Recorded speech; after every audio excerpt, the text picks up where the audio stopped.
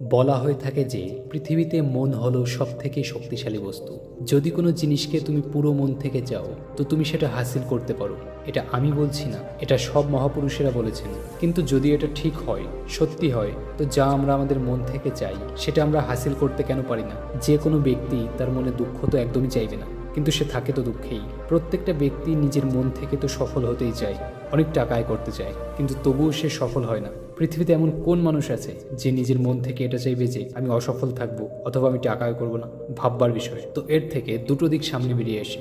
হয়তো সেই মহাপুরুষ ভুল ছিল যিনি এই কথা বলেছেন যে মন থেকে চাওয়া জিনিস হাসিল করা যায়, আর নয়তো আমরা ভুল। আজকে যে কাহিনী আমি তোমাকে শোনাতে চলেছি, এতে তুমি এক এমন মন্ত্র পাবে, এটা বোঝার পর তুমি এক এমন মন্ত্র জেনে যাবে যেটা থেকে তুমি এটা বুঝতে পারবে যে নিজের মনকে দিয়ে যে কোনো কাজ কিভাবে করানো যায়, মনে যে কোনো বিষয়ের বীজ কিভাবে বোনা যায়। এটা এই কাহিনী থেকে তুমি খুব ভালো করে বুঝতে পারবে।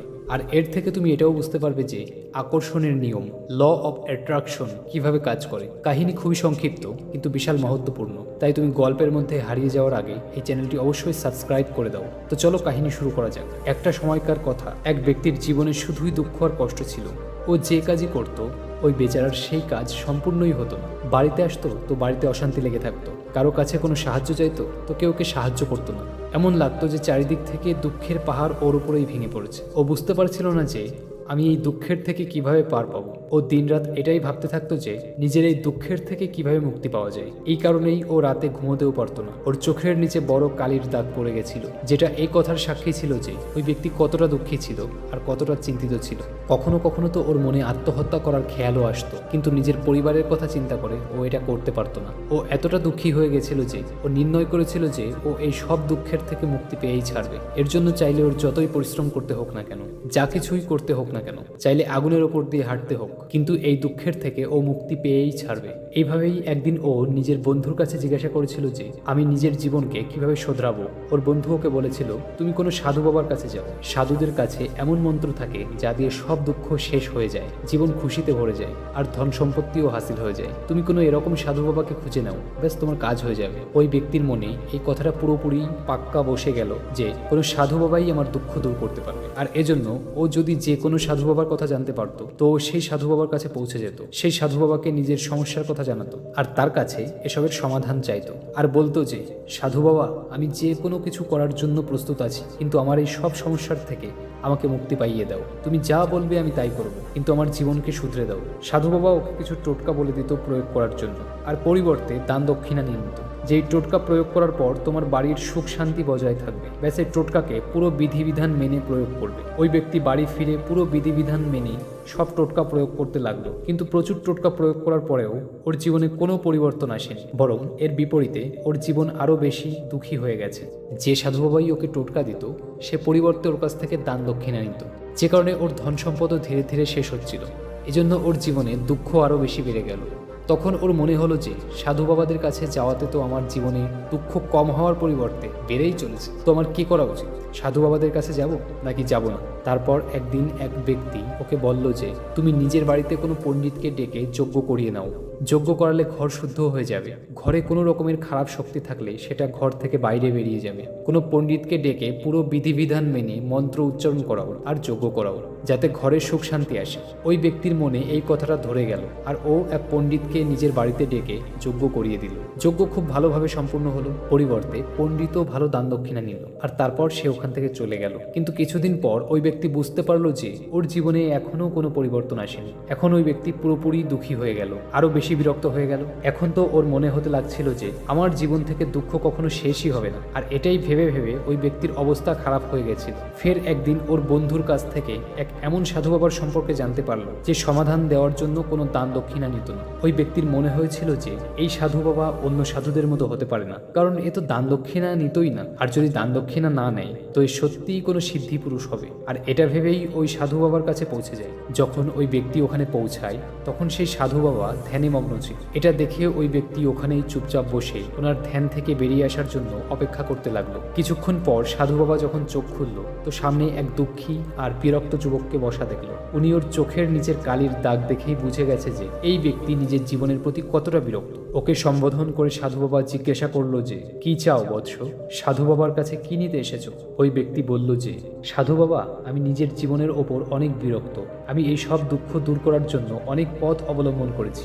সেই প্রত্যেকটা টোটকা করেছি যা আমাকে কোনো সাধু বাবা করতে বলেছে। সেই প্রত্যেকটা কাজ করেছি যা আমাকে যে কোনো ব্যক্তি করতে বলেছে, কিন্তু আমার জীবনে দুঃখের কোনো কমতি হয়নি। এর বিপরীতে আমার জীবনে দুঃখ আরও বেড়ে গেছে। আমি বুঝতে পারছি না যে আমি কি করব। কখনো কখনো তো আমি আত্মহত্যা করার কথা ভাবি, কিন্তু নিজের পরিবারের কথা ভেবে আমি এটা করতে পারি না। আমি তোমার সম্পর্কে অনেক শুনেছি সাধু বাবা, আর আমি অনেক আশা নিয়ে তোমার কাছে এসেছি। কৃপা করে আমাকে কোনো এমন উপায় বলো যাতে আমার এই দুঃখের থেকে মুক্তি মেলে। আমি এই দুঃখের থেকে মুক্তি পাওয়ার জন্য যে কোনো কিছু করার জন্য প্রস্তুত আছি। তুমি আমাকে যে কোনো উপায় বলো, চাইলে সে পথ যতই কঠিন হোক না কেন, আমি সেটা পার করেই ছাড়বো। সাধু বাবা বুঝতে পারলো যে এই ব্যক্তি সত্যিই অনেক বিরক্ত। সাধু বাবা ওর কথা শুনে বলল যে বৎস, দুঃখ দূর করার জন্য মন্ত্র এমনিতেই পাওয়া যায় না, মন্ত্র পাওয়ার জন্য কিছু করতে হয়। তুমি কিছু করতে পারবে? এটা শুনে প্রথমে তো ওই ব্যক্তি ভাবলো যে এই সাধু বাবাও আমার কাছ থেকে দান দক্ষিণাই চাইবে, কিন্তু আর কোনো রাস্তা না পেয়ে ওই ব্যক্তি বলল যে সাধু বাবা, তোমার যত দান দক্ষিণা চাই আমি দিতে প্রস্তুত আছি, কিন্তু তোমার মন্ত্র সত্যি হওয়া চাই, ওটা সম্পূর্ণ হওয়া চাই, ওর ফল যেন আমি পাই। তারপর তুমি যত দান দক্ষিণা চাও আমি তোমাকে দিয়ে দেব। সাধু বাবা বলল, দান দক্ষিণা তো অনেক তুচ্ছ জিনিস, আমি ও সব চাই না। এ বিষয়ে ওই ব্যক্তি ভেবেচিন্তে বলল, তো সাধু বাবা, আমি আগুনের ওপর দিয়ে চলার জন্য প্রস্তুত, তুমি আমাকে শুধু আজ্ঞা দাও। সাধু বাবা বলল যে আগুনের ওপর দিয়ে চলার মতো তুচ্ছ জিনিস আমি তোমাকে দিয়ে করাবো না। আমি যেটা তোমাকে দিয়ে করাতে চাই ওটা খুবই কঠিন মন্ত্র, ওটাকে সম্পূর্ণ করতে পারবে? ওই ব্যক্তি বলল যে সাধু বাবা, তুমি আমাকে শুধু বলো যে আমাকে কি করতে হবে, আমি যে কোনো কিছু করার জন্য প্রস্তুত আছি। এ বিষয়ে সাধু বাবা ওকে বলল, এখান থেকে যখন তুমি নিজের বাড়ি যাবে তো রাস্তায় নিজের মনে এটা উচ্চারণ করতে করতে যাবে যে আমি সুখী, আমি সুখী, আমি সুখী। বারবার নিজের মনে এটা উচ্চারণ করবে, আর মনে রেখো মুখে যেন এটা না আসে, এটা শুধু মনে উচ্চারণ করবে। এটা শুনে ওই ব্যক্তি বলল, সাধু বাবা, ব্যাস এইটুকু ব্যাপার? এটা তো আমি তুড়ি মেরে করে নেব, কিন্তু এর থেকে কি হবে? সাধু বাবা বলল যে এই মন্ত্রকে উচ্চারণ করে দেখো, এমনিতেও তুমি এত সাধুদের মন্ত্র উচ্চারণ করেছো, তো এই মন্ত্রকেও উচ্চারণ করে দেখে নাও। ওই ব্যক্তি ভাবলো যে সাধু বাবা কোনো দান দক্ষিণা তো নিচ্ছে না, আর ছোট মন্ত্র, এটা তো আমি উচ্চারণ করেই নেব। ও বলল, ঠিক আছে সাধু বাবা, আমি এই মন্ত্র অবশ্যই উচ্চারণ করব।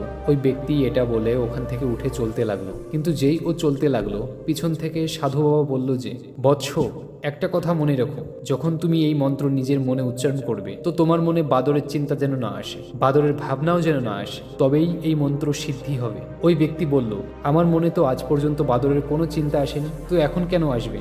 তুমি চিন্তা করো না সাধু বাবা, আমি শুধু মনে এটাই উচ্চারণ করব যে আমি সুখী, আমি সুখী। এটা ছাড়া বাদরের কোনো চিন্তা আমার মনে আসবে না। এটা বলে ওই ব্যক্তি ওখান থেকে চলে গেল। ও নিজের মনে আমি সুখী, আমি সুখী এটা উচ্চারণ করতে করতে কিছুটা দূরে গিয়েছিল। ঠিক তখনই ওর মনে হঠাৎ করেই বাদরের খেয়াল আসতে লাগলো। বাদরের ভাবনা একবার আসলো, আবার চলেও গেল, কিন্তু ওই ব্যক্তি ভাবলো যে আজ পর্যন্ত তো আমার মনে বাদরের কোনো চিন্তা আসেনি, আজ এই বাদরের চিন্তা কেন আসলো? আর এভাবেই ও ওই বাদরের চিন্তা করতে শুরু করে দিল। ও এটা ভুলে গেল যে আমার কি মন্ত্র উচ্চারণ করতে হবে, আর ও বাদরের বিষয়ে ভাবতে লাগলো।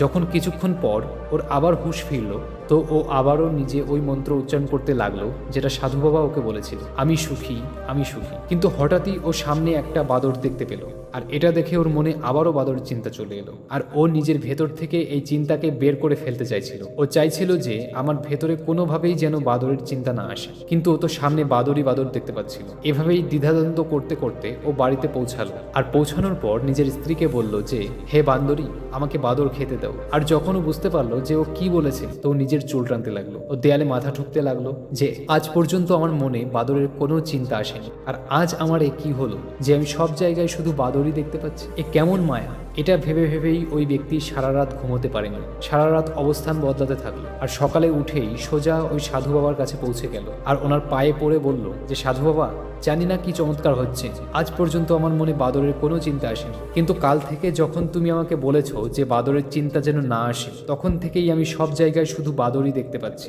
ওই ব্যক্তি বলল যে সাধু বাবা, আমি তো তোমার পেছনের গাছে বসে থাকা বাদরকেও কলা খেতে দেখতে পাচ্ছি, এসব হচ্ছেটা কি সাধু বাবা? এসব শুনে সাধু বাবা হাসতে লাগলো। বৎস, মনের জাল এমন এক জাল যাকে বুঝতে পারা এত সহজ নয়। বাদর তো তোমার রাস্তায় আগেও আসতো, যখন তুমি আমার কাছে এসেছিলে তো এই গাছেই এই বাদর ঘুরছিল, কিন্তু তখন তোমার মনোযোগে এই বাদর ছিল না, তখন তোমার মনে শুধু তোমার দুঃখ ছিল।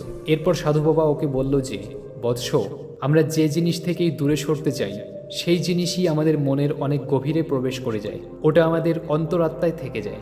আসলে আমরা যে জিনিস থেকেই মুক্তি পেতে চাই, ওর থেকে মুক্তি এজন্য পেতে চাই যে ওটা আমাদের সাথে খুব গভীরভাবে যুক্ত থাকে। আর আমরা যতই ওর থেকে মুক্তি পেতে চাই, ও ততই আমাদের মনের গভীরে প্রবেশ করতে থাকে। আর শেষ পর্যন্ত ওটা আমাদের অন্তরাত্মাতে থেকে যায়। ওপর থেকে তো আমরা চাই সুখী হতে, যে আমি সুখী আমি সুখী, আমাদের ঠোঁটও এটা বলতে থাকে, কিন্তু আমাদের মন দুঃখে ভরা থাকে। আমাদের চিন্তায়, আমাদের মনে আমরা দুঃখই দুঃখ দেখতে পাই। এজন্য নিজের জিভ দিয়ে বারবার এটা বললে যে আমি সুখী আমরা সুখী হব না, যতক্ষণ পর্যন্ত না এই মন্ত্র আমাদের অন্তরাত্মায় প্রবেশ না করবে।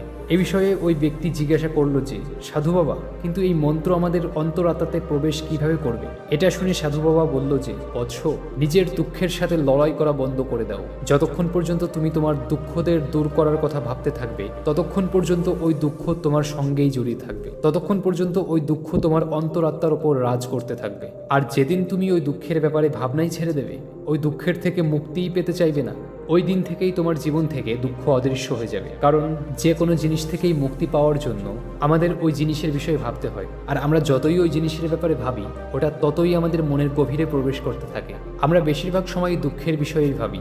আমরা এটাই ভাবি যে আমার জীবনে দুঃখ আছে আর আমাকে এর থেকে মুক্তি পেতে হবে। এই কারণেই বারবার ভাববার জন্য ওই দুঃখ আমাদের অন্তরাত্মাতে প্রবেশ করে যায় আর আমরা জানতেই পারি না।